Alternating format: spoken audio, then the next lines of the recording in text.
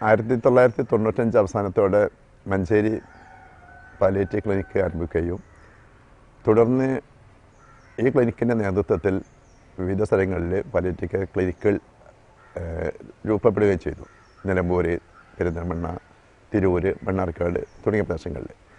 അപ്പം ഈ ഒരു പുതിയ ക്ലിനിക്കുകൾ വരികയും അവിടെയുള്ള ആളുകളുടെ പ്രൊഫഷണൽ പരിശീലനങ്ങളും അതുപോലെ തന്നെ പാലിയേറ്റീവ് മറ്റ് പരിശീലനങ്ങളും എങ്ങനെ ക്രോഡീകരിക്കാം, ഏകീകരിക്കാം എന്നും അതുപോലെ തന്നെ ഡോക്ടർമാരുടെ ലഭ്യത എങ്ങനെ ചെയ്യാമെന്നും ഡോക്ടർമാർക്കും നഴ്സുമാർക്കും എങ്ങനെ പരിശീലനം കൊടുക്കാമെന്നും ഉള്ള ചിന്തയിൽ നിന്നാണ് മലപ്പുറം ഇനീഷ്യേറ്റീവ് പാലിയേറ്റീവ് കെയർ സംവിധാനം ആരംഭിക്കുന്നത്.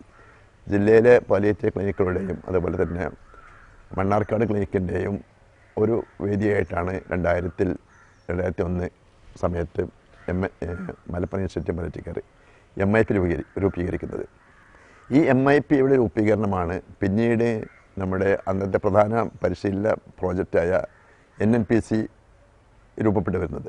Neighbourhood network in palliative care എന്ന ഭാവിയിൽ പിന്നീട് പാലിയേറ്റീവ് കെയറിൻ്റെ അടിസ്ഥാന നിലപാടായ സാന്ത്വനമായ അയൽക്കണ്ണികൾ എന്നുള്ള ഈ പ്രോജക്റ്റ് NNPCയുടെ പ്രോജക്റ്റ് ആരംഭിക്കുന്നത് ഈ MIPയുടെയും മഞ്ചേരി പാലിയേറ്റീവ് ക്ലിനിക്കിൻ്റെയും കോഴിക്കോട് പെരിൻ പാലിയേറ്റീവ് സൊസൈറ്റിയുടെയും കീഴിലായിരുന്നു. അതുപോലെ തന്നെ ആൽഫ ചാരിറ്റബിൾ ട്രസ്റ്റ്, അതുപോലെ നിലമ്പൂർ ശിവരാമൻ നായർ ഫൗണ്ടേഷൻ ഇവരുടെയൊക്കെ സപ്പോർട്ട് കൂടിയാണ് അന്നത്തെ ലക്ഷ്യം 3 വർഷം കൊണ്ട് ജില്ലയിലെ 20 നഴ്സുമാർക്കും ഡോക്ടർമാർക്കും അതുപോലെ സന്നദ്ധ പ്രവർത്തകർക്കും പരിശീലനം നൽകി അവരെ പൊതുസമൂഹത്തിൽ പ്രവർത്തിക്കാൻ പ്രാപ്തരാക്കുക എന്നുള്ള ലക്ഷ്യത്തിലാണ് NNPC തുടങ്ങുന്നത്. അപ്പോൾ ഈ NNPCയുടെയും അതുപോലെ തന്നെ മറ്റ് ക്ലിനിക്കുകളുടെയും ട്രെയിനിങ്ങുകളും എല്ലാം ഏകീകരിച്ചിരുന്നത് MIP ആണ്. പിന്നീട് MIP ആണ് ജില്ലയിലെ MIPയിൽ തന്നെ ഒരു സെപ്പറേറ്റ് വിങ്, പിന്നെ MIP സ്റ്റാഫ് സബ് കമ്മിറ്റി എന്ന രീതിയിൽ ഒരു സമിതി രൂപീകരിക്കുകയും ജില്ലയിലേക്ക് വേണ്ട നഴ്സുമാരുടെയും ഡോക്ടർമാരുടെയും കോമൺ പൂൾ ഉണ്ടാക്കി ആ കോമൺ പൂളിൽ നിന്നും ജില്ലയിലേക്ക് മൊത്തം ആവശ്യമുള്ള സ്ഥലങ്ങൾ ക്ലിനിക്കിലേക്ക് ഡോക്ടർമാരെ വിടുകയും അവരുടെ പ്രൊഫഷണൽ ചാർജ് ഏകീകരിച്ച് വാങ്ങി MIP ഡോക്ടർമാർക്ക് ശമ്പളം നൽകുകയും ചെയ്തു വന്നു. ഇതാണ് MIPയുടെ ഒരു തുടക്കത്തിലുണ്ടായ പ്രവർത്തനം. പിന്നീടാണ് നമ്മൾ MIP മാസം യോഗങ്ങൾ ചേരുകയും പുതിയ ആവശ്യകതകളും അതുപോലെ തന്നെ വേണ്ട സമൂഹത്തിന് വേണ്ട അല്ലെങ്കിൽ പാലിയേറ്റീവ് കെയറിൽ വേണ്ട ഡെവലപ്മെൻറ്റുകളും നിരന്തരം ചർച്ച ചെയ്ത് വരികയും അങ്ങനെയാണ് നമ്മൾ ഓരോ വർഷവും ഓരോ തീം വെച്ചിട്ടുള്ള പാലിയേറ്റീവ് കെയർ ദിനാചരണം ആരംഭിക്കുന്നത്. ജനുവരി 15 പാലിയേറ്റീവ് കെയർ ദിനം എന്ന് നമ്മൾ തീരുമാനിക്കുന്നതും ഇതേപോലെ തന്നെ മഞ്ചേരി പാലിയേറ്റീവ് ക്ലിനിക്കിൽ എന്ന ഒരു ഇരുത്തത്തിൽ നിന്നാണ്. ആ ദിനത്തിന് പ്രത്യേകിച്ച് ഒരു പ്രാധാന്യമില്ലായിരുന്നു.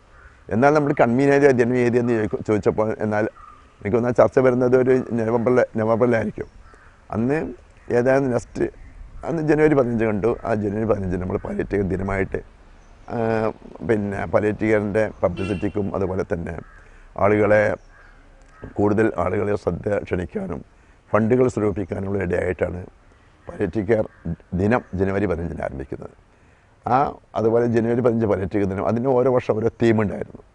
ആ തീമാണ് പിന്നീട് പാലിയേറ്റീവ് കെയറിൻ്റെ ഡെവലപ്മെൻറ്റിന് വലിയ പ്രാധാന്യം നൽകിയത്. പാലിയേറ്റീവ് കുറച്ച് കഴിഞ്ഞപ്പോഴേക്ക് ചില മാറ്റങ്ങൾ നേരത്തെ സൂചിച്ചപ്പോലുള്ള ചില വ്യത്യാസങ്ങൾ പരിസ്ഥിതി പ്രകടമായപ്പോഴേ ഇത് തിരിച്ചു വരാൻ വേണ്ടി നമ്മൾ ഓരോ തീമുകൾ വെച്ചു. എനിക്ക് ഓർമ്മ വരുന്ന ആദ്യത്തെ തീം എന്ന് പറയുന്നത് പാലിയേറ്റീവ് കെയർ സമീപനം സുതാര്യത എന്നുള്ള പാലിയേറ്റീവ് സമീപനം സുതാര്യത നിലപാടുകൾ എന്നായിരുന്നു ആദ്യത്തെ തീം. അപ്പോൾ സ്വയം ഉള്ളിൽ തന്നെയുള്ള ചർച്ചകൾക്ക് വേണ്ടിയുള്ള തീമായിരുന്നു. അങ്ങനെ ഓരോ വർഷങ്ങളിൽ നമ്മൾ വ്യത്യസ്ത തീമുകൾ എടുക്കുകയും ഒരു വീട്ടിൽ ഒരു പാലിയേറ്റീവ് കെയർ അല്ലെങ്കിൽ എല്ലാ പഞ്ചായത്തിലും പാലിയേറ്റീവ് പ്രവർത്തനം, അതുപോലെ palliative care beyond the palliative care, അങ്ങനെയുള്ള ഓരോ വർഷങ്ങളും നമ്മൾ ക്യാപ്ഷനുകളായിരുന്നു പിന്നീട് നമ്മുടെ ഈ ചർച്ചയിലേക്ക് വരുന്നത്. അങ്ങനെ MIPയുടെ നിരന്തര ചർച്ചയിൽ നിന്നാണ് നമ്മൾ നേരത്തെ രൂപീകരണ സമയത്തുണ്ടായ ക്ലിനിക്കിൽ നിന്നും ക്ലിനിക്ക് എണ്ണം വർദ്ധിച്ചു വരികയും പിന്നീട് നമ്മുടെ കെയർ അന്ന് OP ആയിരുന്നു. എല്ലാ ക്ലിനിക്കുകളും ആരംഭിച്ചത് OP ആയിരുന്നു. OPയിൽ നിന്ന് നമ്മൾ ഒരു ഘട്ടത്തിൽ നമ്മൾ OP നിർത്തലാക്കി.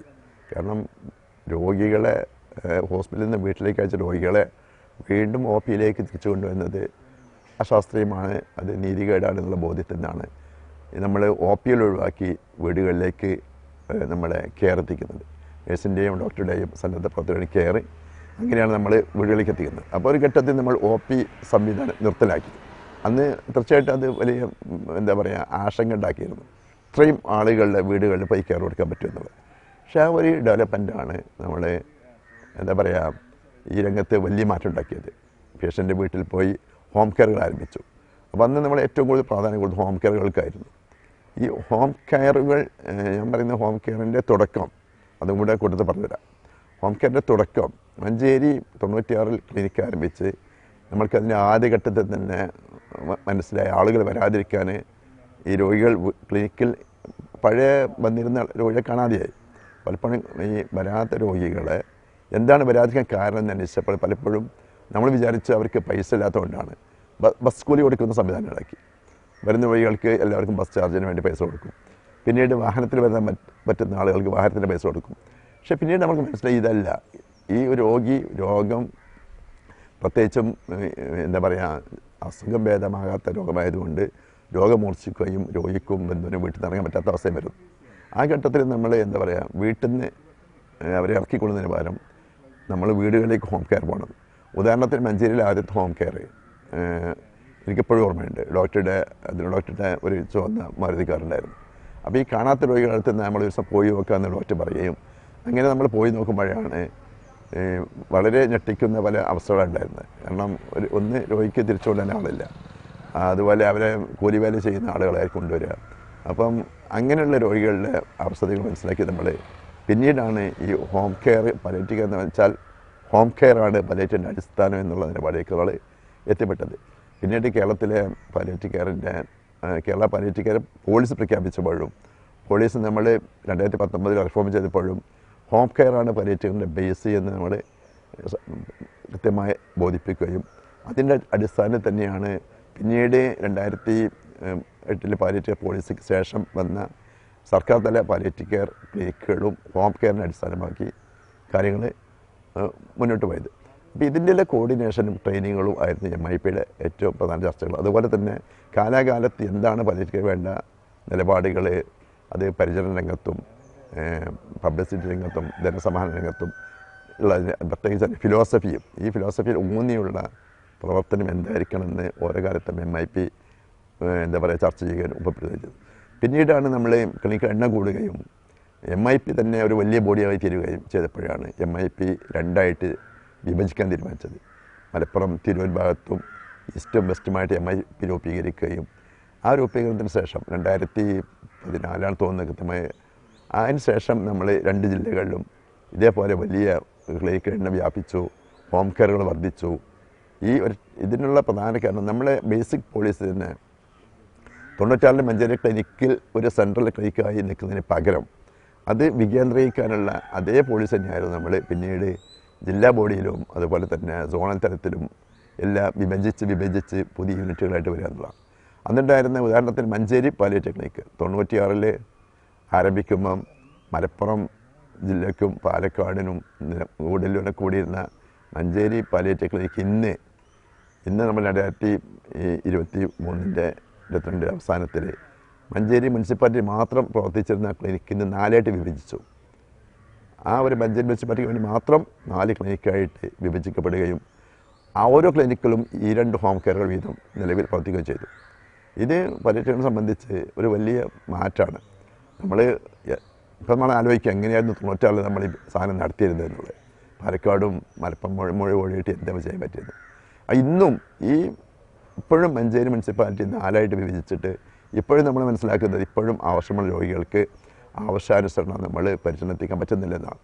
അപ്പോൾ ജില്ലയിലുള്ള മൊത്തം രൂപം ഇതാണ്. അപ്പോൾ ചെറിയ യൂണിറ്റുകൾ ഡെവലപ്പ് ചെയ്ത് വരിക എന്നുള്ളതാണ്. രോഗികളെ വീടുകളിൽ പോയി ചെയ്യാൻ പറ്റുന്ന യൂണിറ്റുകൾ ഡെവലപ്പ് ചെയ്ത് വരിക എന്നുള്ളതാണ് പാലിയേറ്റീവിൻ്റെ ഏറ്റവും രോഗിക്ക് കിട്ടുന്ന കെയറിൻ്റെ ഏറ്റവും അടിസ്ഥാനം. അതുപോലെ തന്നെ ആളുകളുടെ ഇൻവോൾവ്മെൻറ്റ്, അതുപോലെ ഇത് എസ്റ്റാബ്ലിഷ്മെൻ്റ് ആകാതെ സ്ഥാപനവൽക്കരണത്തിൻ്റെ ജീർണതകളിലായിരിക്കാനുള്ള സംവിധാനങ്ങളെല്ലാം ഡീസെൻട്രലൈസ് ചെയ്യുക, ഡിവൈഡ് ചെയ്ത് ഡീസെൻട്രലൈസ് ചെയ്യുക എന്നുള്ളതാണ്. ഈ ഒരു രീതിയാണ് MIP പ്രോത്സാഹിപ്പിച്ചതും. അതുകൊണ്ട് തന്നെയാണ് മറ്റ് ജില്ലകളെ അപേക്ഷിച്ച് മലപ്പുറത്തെ പാലിയേറ്റീവ് ഇതേ രീതിയിൽ ഡെവലപ്പ് ചെയ്ത് വന്നതും എന്നുള്ളതാണ് നാം മനസ്സിലാക്കുന്നത്.